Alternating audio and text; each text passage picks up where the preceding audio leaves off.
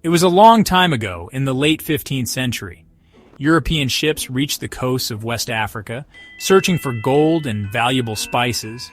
This was the dawn of a new age, where contact between continents would change everything. Initially, the trade was in goods like cloth, metal tools, and beads. African traders exchanged gold, ivory, and exotic spices. But soon, a darker demand began to grow. Powerful European nations like Portugal and Spain discovered vast new lands across the Atlantic, known as the Americas. They saw these territories as sources of great wealth and needed many workers. This growing need laid the foundation for a trade in human lives. The focus of trade shifted to people, not just goods. Europeans wanted laborers for their new colonies, which had large farms and mines. Some African rulers sold prisoners of war or people accused of crimes. But the European demand grew relentlessly, transforming into a huge, cruel system of enslavement.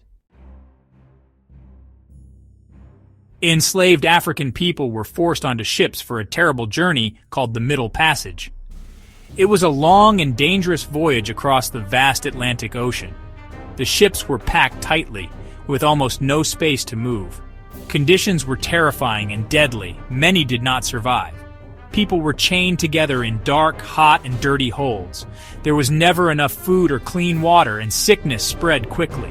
Diseases like dysentery and smallpox were common, and the air was foul.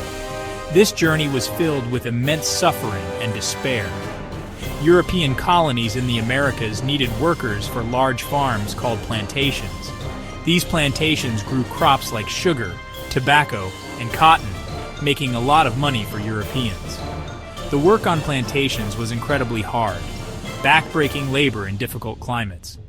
Initially, European colonists tried to enslave indigenous peoples, but many died from European diseases or resisted fiercely. So, European planters and traders turned to Africa, deciding to buy enslaved Africans, condemning millions to a life of bondage. The transatlantic slave trade was part of a larger system known as the triangular trade. It involved three main stages, forming a triangle. Ships first sailed from European ports carrying manufactured goods like guns, cloth, alcohol, and metal items. These goods were taken to the African coast in exchange for enslaved African people. The second leg of this triangle was the Middle Passage, the most brutal and inhumane part. Enslaved Africans were transported across the Atlantic to the Americas and the Caribbean. Upon arrival, those who survived were sold at auctions to plantation owners. The money from these sales bought goods produced by slave labor. The third and final part completed the triangle. Ships loaded with colonial produce like sugar, rum, tobacco, cotton, and coffee sailed back to European ports. These goods were in high demand in Europe, creating enormous profits for merchants and nations. This trade fueled economic growth in Europe but had devastating effects on African societies. Many communities were destroyed by constant raiding, families were torn apart, and millions of young and strong people were forcibly removed. This loss of population weakened African kingdoms, disrupted social structures and economies, and spread fear and instability. Section 4. Voices Against the Darkness. The Rise of Abolition. Not everyone in Europe and the Americas accepted slavery. From the beginning, some people knew it was deeply wrong. During the 18th century, opposition grew stronger, and more people began to speak out publicly. These brave individuals were called abolitionists, who wanted to abolish the slave trade and slavery itself. They believed that all human beings deserved freedom. Abolitionist movements started to organize and grow, gaining support in countries like Britain and America. They used many methods to spread their message, including books, pamphlets, newspaper articles, and powerful speeches. They told stories of the cruelty endured by enslaved people and showed drawings of the terrible Middle Passage. One very important abolitionist was Olaudah Equiano, who had been enslaved as a young boy in Africa. He experienced the horrors of the Middle Passage and eventually managed to buy his own freedom.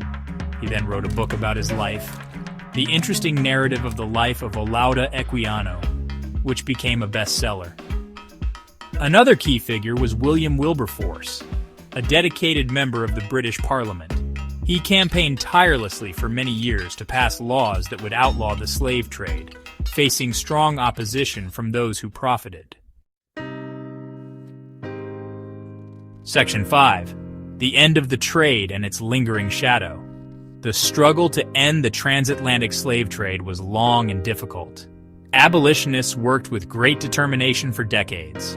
Finally, a major victory was achieved when Great Britain passed a law in 1807 abolishing the slave trade throughout its empire.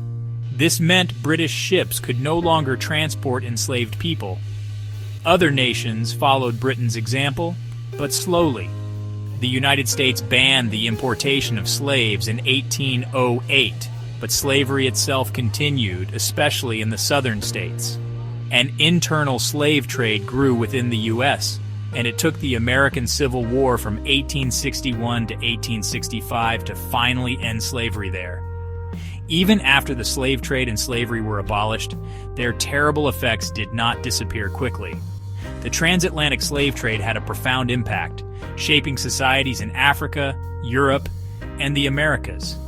It was a key factor in creating modern racism, with false ideas about racial inferiority used to justify slavery. These harmful ideas still cause problems today. The economic legacy also continues to be debated. Today, we remember this dark chapter of history. It is very important to learn about the slave trade, understand its cruelty, and its lasting consequences. This knowledge helps us to challenge racism and fight for equality in the present. The story of the slave trade is one of immense suffering, but also of resilience and the courage of those who fought for freedom.